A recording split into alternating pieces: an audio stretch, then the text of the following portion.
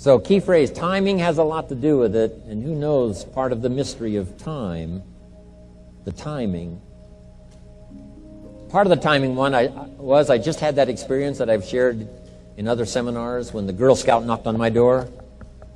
And I walked to the door and she gave me the big pitch on the Girl Scout cookies, best organization in the world for girls. Got several flavors, time to buy the cookies, only $2.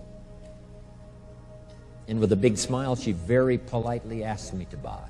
No problem, I wanted to buy. Big problem, I didn't have $2 in my pocket. And I didn't want to tell her that. So I did what I thought was next best. I lied to her. And I said, hey, look, I've already bought plenty of Girl Scout cookies. We've still got plenty in the house we haven't eaten yet. She said, oh, that's wonderful. Thank you very much. And she leaves. When she leaves, I say to myself, I don't want to live like this anymore. I mean, how low can you get lying to a Girl Scout? I mean, that's low down. I told myself that day, this will never happen to me again. One of those experiences. It's called like life-changing. I said, I'm going to search till I find better opportunities so my pocket won't be empty and the bank account won't be empty and I won't be so far behind on my promises to my family. And it was shortly after that I meet Earl Schoaf, who taught me how to be wealthy, who taught me how to change my life. So who knows what the connection is, right? Someone says when the student is ready, the teacher will appear. You know, I don't know all the mystery of that. But anyway, it seems like some of those things uniquely happen. But it was Mr. Schoaf over a 5-year period before he died at age 49 who taught me some extraordinarily simple things. He only went to the 9th grade in school, never finished high school, never went to college, never went to university. So he put his ideas and his experiences in very simple language, which I think for me, you know, kid from the farms of Idaho, that simplicity was so important. Because if it would have been technical, I'd have missed it. If it would have been mystic, I would have, backed away. But it was just basic, blunt, ABC, familiar stuff that I hadn't thought of before. And he did start to remind me, and those ideas changed my life. Mr. Schoaf was the one when I said, this is all they pay. He said, you've been working 6 years, Mr. Rohn, how come you're not doing better? And I said, this is all the company pays. He says, well, that's not true. I said, no, this is my paycheck. This is all the company pays. He said, no, this is all the company pays you. I thought, that's a new way to look at it, right? He said, doesn't the company pay 2, 3, 4, 5 times this amount to other people? I said, well, yes. He said, well, then this is not all the company pays. It's all they pay you.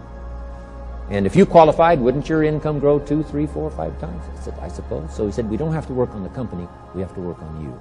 See, that was the beginning of what he called the phrase personal development.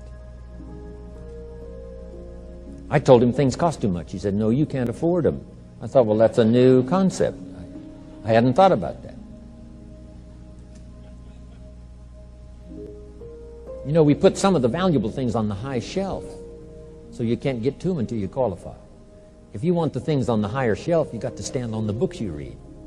Every book you read, you get to stand a little higher so you can get the things on the higher shelf. See, I learned those concepts. It was so incredible. And here was the most important one. Success is something you attract by the person you become. See, that phrase changed my life. Success is something you attract by the person you become. Success is not something you pursue. It's like chasing a butterfly. You can't quite catch it. Success is something you attract by becoming an attractive person. See, those were new concepts to me. I'm just working hard trying to make a living. Here's what he said to me. This changed my life. I got a chance to teach this in Moscow and across Russia. 3 visits, now the 4th. Here's what Schoaf taught me. Profits are better than wages.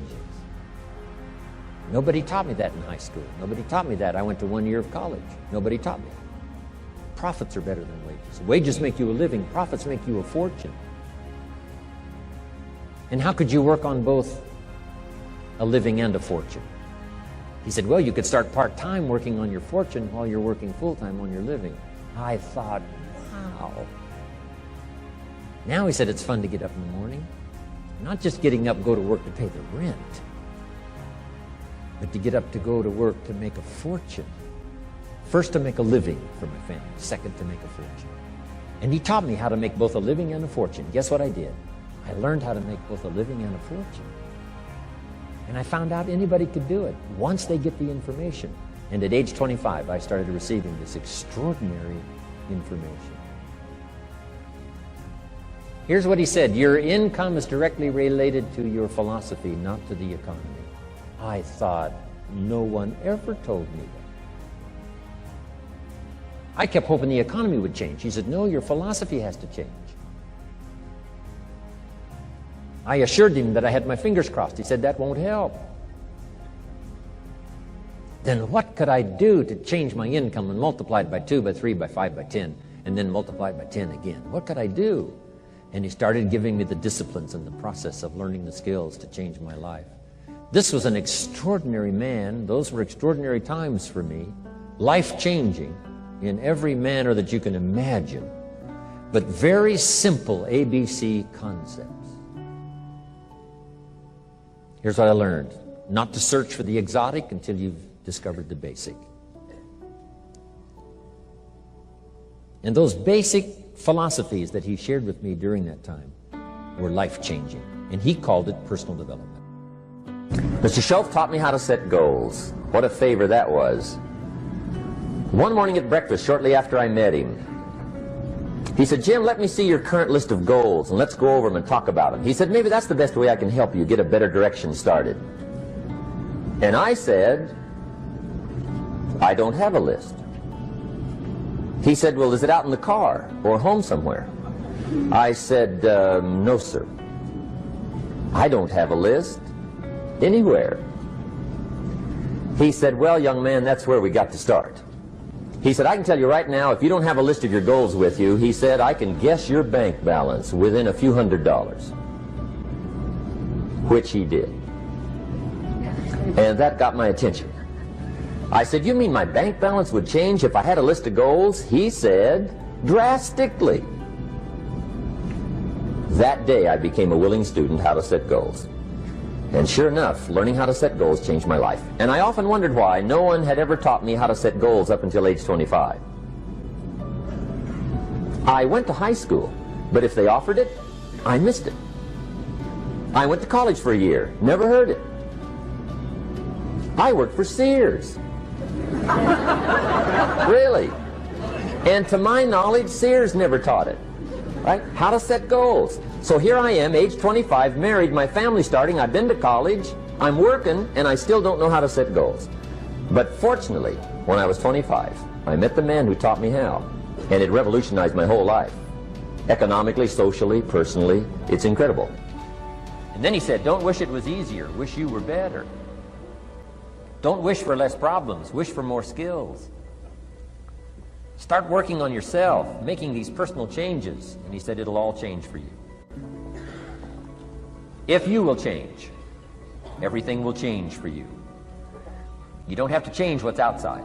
All you've got to change is what's inside. To have more, you simply have to become more. Study your accomplishments. Study what your desires are. Put them on paper. Write them down. Here's another reason for writing your goals down. It shows you're serious about doing better.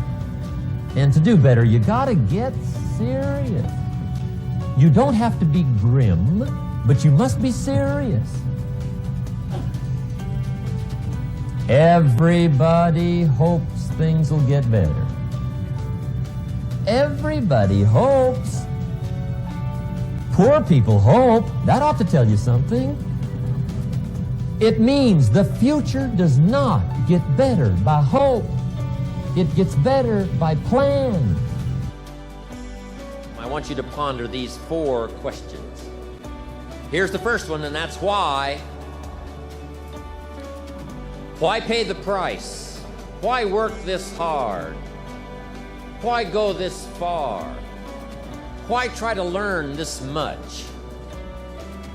Why try to do it all? Why try to see it all? Why try to have it all? Why do it? Why learn it? Why study? Why put yourself out? Why try to take on this much responsibility? Why develop yourself to the full? Why try to become all that you can possibly become? Why try to earn as much as you can earn, share as much as you can share, develop every skill you possibly can, see every human you possibly can, go to every class you possibly can, touch everybody you possibly can? Why do that much? Why go that far? Why share that much? Why give that much away? Why try to see everything? Why try to do everything? Why try to become everything? That's a good question, why? And you're the only one personally that can answer that question for yourself. You've got to have your own list of whys. Here's what I want you to do when you go home after you've left this extravaganza. Work on your list of whys. One of the big thrusts for success is to come up with a strong enough why. In leadership training, here's what we learn. If the why is powerful, the how is easy. But if the why isn't strong, if your goals aren't powerful, if the vision isn't clear, the old prophet said, without a vision we die, without a vision we perish, without a dream we're nothing. You've got the brains, you can make decisions, you can study the plan, you can change your life, you can grow immensely in the next few years, you can make your dreams come true, you can build a financial wall around your family nothing can get through, you can become healthy, you can become powerful. Why not you? Why not see how much you can earn? Why not see how much you can learn? Why not see how many skills you can develop? Why not see what kind of person you can become? Why not see what kind of influence you can have? Why not see how many people you can rescue from oblivion? And what a time now for us to take this dream and not let it die. Take this dream and give it life.